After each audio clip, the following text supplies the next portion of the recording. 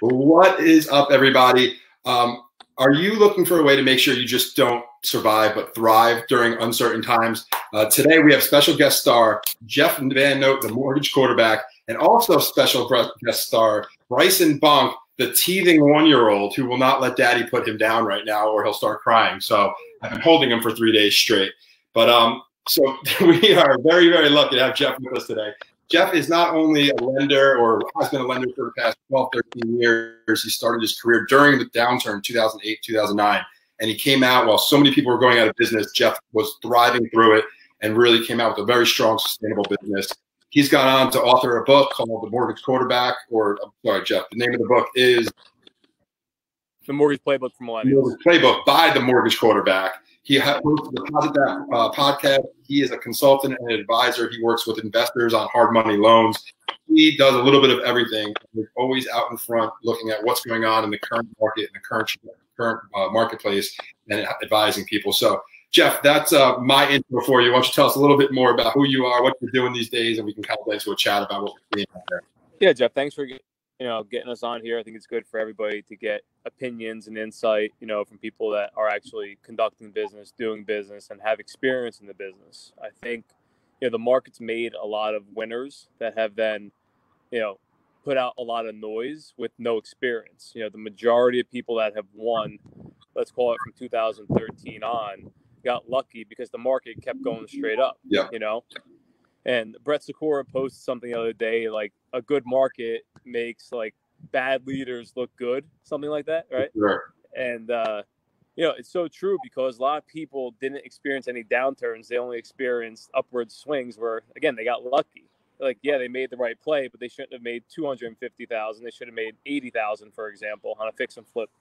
So I want to first off by saying, like, my theories are brought by experience, not only in one particular market, but, New York City, Northern New Jersey, multiple markets based on dealing directly with consumers based on my 13 plus years of experience. I'm kind of on the front line. I see what goes on directly with the consumer, and then I see what goes on Wall Street, with the institutional investors. So I'm kind of like that middleman, if you will. I didn't make my name or title. The market made my name and title, right? Yeah. So when I shifted from, as you know, originating heavy, a ton of business, ground and pound, never bought a lead, focused solely on relationships, and then went all in 2017 on the Mortgage Quarterback brand because I saw where the market was heading. People didn't need loans. People needed advice, right? 100%. People needed placement. People needed, hey, if I want to get here, what do I do now? And that's kind of how my name and brand kind of evolved to the Mortgage Quarterback today. Absolutely. So again, I appreciate you having me on the show. If you want to do like questions and kind of get insight as to what I'm thinking, my opinions, and what I'm seeing, let's get it started. Absolutely. So the first thing I would really like to talk about with you today is what are you seeing out there as far as activity? What are you seeing as far as what buyers and sellers are doing? What agents are doing? What lenders are doing? You're kind of like the point person too. I see a lot of times between the agent world and the lender world, all kind of encompassing with the client as well, with the buyers and sellers. So are you seeing activity? Are you seeing activity in different marketplaces, different price points? You kind of have a very wide breadth, I feel like, across all different sectors. So I'm curious to see what you're seeing out there the past maybe month or so. So I'm seeing it all. I'm going to first start off with, man.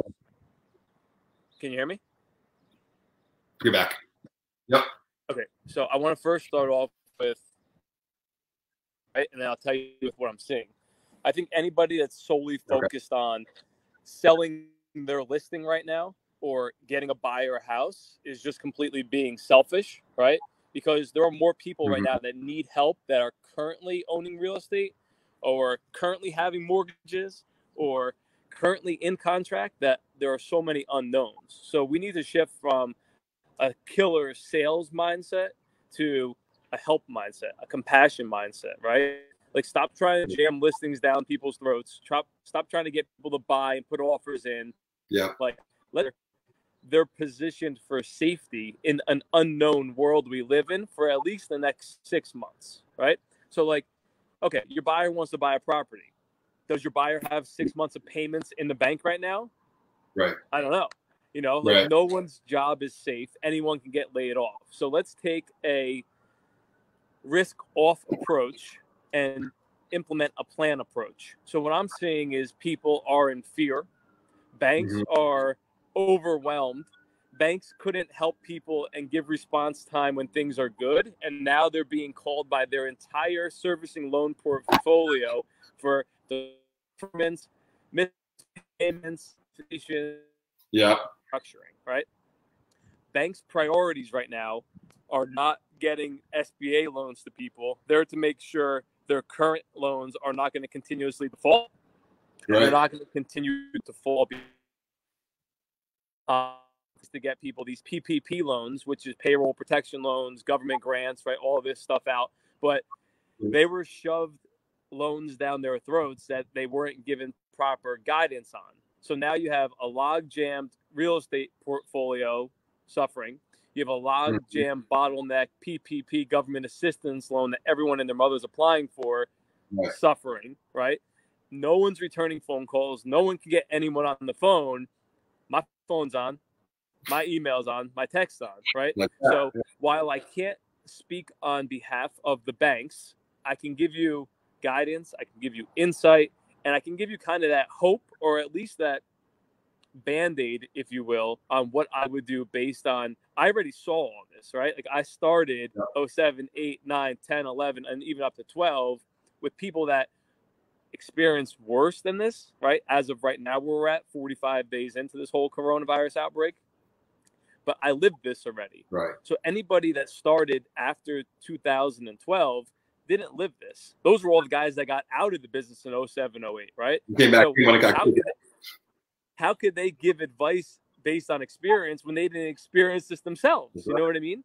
The number one thing I want to tell homeowners is do not just do what your neighbor or what your accountant or what your attorney tells you to do, right? Look at your mortgage statement. Call your mortgage servicing company up and ask their options. Go to their online portal, record all your conversations with them, and download their application for whatever assistance that they're giving you. Banks are not giving the firms. Like, I don't care what anybody says. Like, banks are still telling you your mortgage payments due. Some are telling you don't pay it for 3 months, but then on month 4, the entire balance is due, including month 4 payment. Yeah. So this money magically. Yeah, I couldn't pay it for 3 months, but now the money magically, I have all 4 in my bank account, right? And again, so that's banks being idiots and stupid, putting people in a position to really hurt themselves, because once that 4th payment plus the past 3 payments are due, you don't make that. Now you're going to be the 90 to 120 days for the payment. Technically, you're already in foreclosure at that point, right? Right. Now, again, are banks going to operate on that? No. I think that if anything, banks are going to be like, crap, government, we need to be bailed out. We need help. What could we do? And then it's just going to turn into a chaotic, storm that we're going to see to be even worse. So government and the Treasury may try, and the matter remains. There's a delay in funding. Expenses are still going on. Businesses are still shut down. Yeah. And this is going to get worse before it gets better. But on a bright side, it gives people the real opportunity to learn how to become market experts, really help people, show people whether you're earning or not earning in your industry, help others. And from a karma standpoint, from a loyalty standpoint, I think it's going to allow people to develop lifelong clients that were so used to buying leads that people are still buying leads, which is crazy to me. There's no business going on, right? There's no one going and actively looking to sell their property at a discount right now. People are doing nothing, right? And that's why I said the real estate market's going to be on hold. So realtors, contact your local businesses, send them the PPP info, right? Realtors, contact your database, ask your current people you've sold homes for and put homes right in front of people. Hey, how can I help you? What's going on here? Do you need any help? Do you need any mortgage advice? Do you need any real estate advice? I know you were thinking about selling. Let's revisit that. Let's go over today's market data. I just think that people weren't planned for this. A lot of people have never faced hardship in the past 7 years on a financial standpoint, right? Stock market's going up. Real estate values are going up. Now that there's actual panic and fear in the streets, people don't know what to do. And sometimes when there's fear and there's, lack of education, people do nothing instead of. I'm back. Sorry. Yes. Totally agree with whatever you think you're saying. Damn, it's backfiring. I thought he was going to cooperate through the whole thing. He's good. Bryce, here, you want this, babe? Here, take that. So as you know, most people are experiencing what you're experiencing right now. Look, I have my little one at times, but I think, look, at the end of the day, we need to enjoy these moments. You know, we're at home with our family, we're at home with our kids, spouses, significant others. You know, we need to use this time to really see what's important, but it also is a plan for the future. You know, people who have, you know, small mortgage balance, the cash out refinance, put $50,000 liquid in your bank account. So in the event something like this happens again, you're planned for this. You already know that you're secured, you know, on your expenses and your bills for the next, you know, 6 months, 12 months, 8. There is a lot of unknown, there's a lot of uncertainty. And right now is do not make a fear reaction. Do not make, just hang in there and get the right education from people that have had experience in this type of climate and market before. Is going to be right back. This is going to be the halftime show. For those of you watching and listening,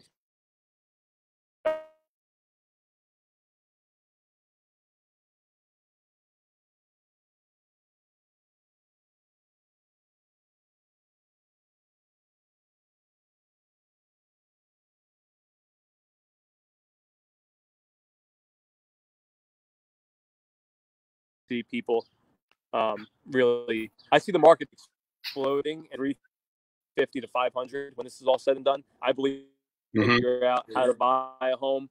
Obviously, that's not good for people that have rentals. I believe rent prices are going to soften up a little bit. But we could also see an explosion, city being overpriced and people wanting to get out of the city because of that being the epicenter of the virus. Yeah, I mean, I think price 500 is going to increase. I think 500 is going to stabilize. Maybe I think anything over 750 is going to get, you know, slow down or get even wiped out. You know, 20, 30, 40% drop offs from 7 up. So, you know, as you go up more than 750 to 9 will drop a little. 1.2 million will drop a little bit. And Wells Fargo came out today and said that they're halting a certain loan product. So when lending stops above a certain threshold, the Fannie Mae loan limit, you know, your lenders start dropping off like flies. We've seen this happen before. Right. I personally lived through this. I would go out and take a loan at 9 a.m. and by 10 a.m. that loan product wasn't available anymore. And that's what taught me the business. So how to adapt and change, you know, my clients' applications differently to qualify. So I was trained during 07, 08, and 09. So all this that's coming, I've already seen it come. I've already expected this to come. The bankers that don't have their experience are going to need a reliable source to lean on, like myself, to help them get through these times, to help them navigate their applications. What I can tell people in this business is the worst thing right now to do is disappear. Don't disappear. Be proactive. Call your clients up. Tell them things might change. Tell them guidelines might change. Tell them appraisals may come in shorter. Tell them there may be delays. And just being transparent is the biggest advice I can give anybody. Right now, real estate or money related or even tax related, be proactive, be ahead of the storm, not behind the storm. You don't want to wake up in the middle of the storm. The biggest thing that we're telling people too is, look, we're in an environment where we are seeing some people buy and sell and rent because we'll need to, right? There's these need-based clients. They're like, my lease is coming up. I sold my house before this all happened. Like, what do I do? How do I navigate this? One, we over-communicate. We need to be in constant communication and planning ahead. And two, we have to be ready and available to pivot. Like, that's just the world that we live in. So you have to see what you can, like, project what you think is coming, but also know that could change at a moment's notice and you need to pivot. So yeah, it kind of echoes exactly with what you're saying. Yeah, I think, again, like, you know, just knowing that we don't know what the future holds is obviously something we need to plan for. But just being safe, I think, in any market, I'm a risk-on person. I'm probably one of the more risky people you'll meet. I think right now, risk off for your average person is my best advice, and just really understanding that no one's lived through this high valuation, super low 0% interest rate environment before. We don't know the aftermath. We don't know the collateral damage, as I detail in my book. Like, look, I say every single person that was 1 year old or 101 years old, was directly impacted by the financial crisis of 2008, whether that was not being able to get a loan, whether it was, your son being laid off from work, whether it was your grandkid not being able to go to college because you couldn't qualify for student loans, or you lost your house, your neighbor lost your house. Every single person was collaterally damaged from that event, and we're going to experience this time, and it's worse because there are deaths involved, right? There's a virus, there's a real thing going on. It's not just there's no liquidity in the market, there's health issues in the marketplace. But from an optimistic standpoint, again, if I survived 2008 and thrived in 2008 towards the end and early 2009, right, and built a huge reputation, career, name for myself, everyone can too. It's easier as you were younger, right? So if I was 40 or 50 years old and lived through that, I may have not had the energy to fight through it. I wouldn't be as optimistic as I am today at 33 sitting here. Yeah. I looked at as 08, 09, 10, 11, 12, 13, 14, all the way up to 16 as like the preseason, but now it's like game time. Now it's where, like, again, people need help. We're in a social media world. Everyone's got a voice. Everyone's got an opinion, but no one's got experience, right? Yeah. I think the real people with experience are going to, survive and thrive even more so. Yeah. The key is, again, getting your own house in order first and then going out there with the right information. The worst thing that I can tell people is giving people the wrong information or sharing news that's not actual factual data. For sure. And I'd like to speak up for a second, right? Because we've been around for a while. We have a team with younger age and people in their 20s and early 30s, and they haven't seen the ups and downs of things. So what they could do is they could lean on people who do have experience. So I think the worst thing, like you said, is making believe you have the experience and advice to somebody. So if you're a parent with your client base, say you're younger in the business, you're telling people, look, I don't know the answer. Like, I didn't know where I could apply for SBA loan other than Chase. Like, I could do that. Right? You're like, hey, check this bank out. I know you're the guy. I'm not. I'm the guy who's the lenders, the attorneys, the inspectors, the buyers, the sellers. I know where your experience is. That's how we connect. We got on this call. So when you need experience and you need an expert, find them and then convey that message to your clients and to your friends and to your sphere. And that's what I think, the gap that gets is on to make believe you are that expert always when there are people that you can connect with, who can guide you. And what we're doing too as a team is we're just reaching out. We used to try to get 20 contacts, right? Find 20 people who want to buy or sell. We flipped it off. We said have 5 meaningful conversations. I don't care if it's your aunt, your cousin, a client, a friend, a lead that you were working with actively before, someone in your database you've been trying to get in touch with. Call them. How are you doing? What can I do for you? What are you thinking about these days? How can I help you in any way? Real estate, or mostly not real estate this time, and having a deep conversation. So I think that you're the relationship guy too, right? So yeah, I mean, look, I'm as relationship as it gets, and I think because I never put it out there to the masses. I mean, just put this in perspective. So I started in lending at 21 full time, right? 2008 full time. We know what happened in 2008, right? Yeah. 2009, I put my life savings on the line to buy a Liberty Tax franchise with a partner to develop my business model and fuel my mortgage business. I was like, well, he's got 1,000 clients. Now I have 1,000 mortgage clients and I'm the owner of the company. In 2010, I bought another Liberty Tax franchise. I flipped my first property, bought my first mixed-use building, and bought a Remax franchise. So I have experience for 13 years, but at 23 years old, we were running 4 businesses, owned 6 or 7 pieces of real estate, flipping, buying, and holding. I did this, right? So I've been on a crunch for my entire life. That's all I know. So when I make a theory or a prediction, I'm not making it from an uneducated standpoint. I'm making it from an education standpoint that I've been there. I've had to borrow money to meet payroll, right? In fact, I've had to borrow private money. I've had to borrow street money to stay afloat. I've had to do what I had to do to make ends meet. So when I give people warnings or I give people advice or I give people my theory or my projections, it's based on real facts and evidence that I personally experienced, right? Not something that I read in a book. I'm not a big reader of books. Now I am, because I want to compare my stories to people who wrote famous books. Wow, we have similar stories, but I also have the experience to back it up, right? In today's day and age, a book that was written in 1920 or 1950 or 1980 or even 2000, it's 2020, right? None of these books give advice to live through 2020 because we're not there yet. Hopefully the next book I write will be something that allows people to relate to this time, and I give my theories and concepts and opinions and facts on what I did to get through this time and how I helped every other person. And I think, and you know me very well, I'm the person that I try and be forward looking to help people, to keep people from getting hurt, right? Like my main purpose is to make sure people don't get hurt and we don't enter 07, 08, 09, and 10 again, right?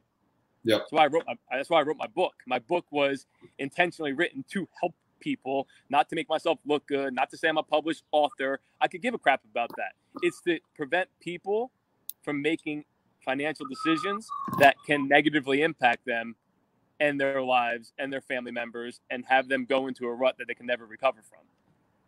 Absolutely, man. I appreciate you coming on and sharing some of this. I hear another baby screaming in the room over there. So I'll work towards wrapping this up. Guys, the depositdat.com that is scrolling on the bottom, that's a great place to connect with Jeff, learn about his podcast. You can connect on all social there as well. Friend Jeff VanNote, let's change your name to your actual name. 1 second. You know, it's funny, just from like a market standpoint. So when people are working, right, my download ratio on iTunes to YouTube is like 10 to 1, right? 10 people are watching or listening opposed to watching the YouTube. Because everyone's home now, YouTube is like up 20 to 1. So for every 20 YouTube videos get viewed, one podcast gets downloaded on iTunes. So that shows you that most people listening to podcasts are the 9 to 5 commuters, and they're not commuting. So now they're watching video, which is why I'm huge on video, opposed to audio podcasts, because no one has to commute and you're going to watch someone, right? Relate to them rather than have a bud in your ear listening to audio. Absolutely, man. I think if you have the choice, you go video first. But a lot of times, like you said, you don't have it. You're commuting or on the bus or in the car. You do just audio. So that's crazy to see the kind of video views that are coming up these days. But yeah, check out Jeff's podcast. Check him out on YouTube. Check out his friend Jeff on Facebook, or follow him on Facebook if he's maxed out. That is 5,000 friends. Because Jeff's always putting good information, what he's seen coming in market, what he's seen coming in different places from the experiences he's been through. So Jeff, we appreciate you today, man. Any parting words? No, just give your family a big hug and kiss from me, and I hope we can see each other in person in the near future. Everyone just hang in there, stay optimistic, figure out, use your creativity, use this time to do something you've never had the time to do before. Don't make excuses. Awesome. Thanks, my man. Appreciate it. Thanks, Jeff. Talk to you soon. Appreciate you.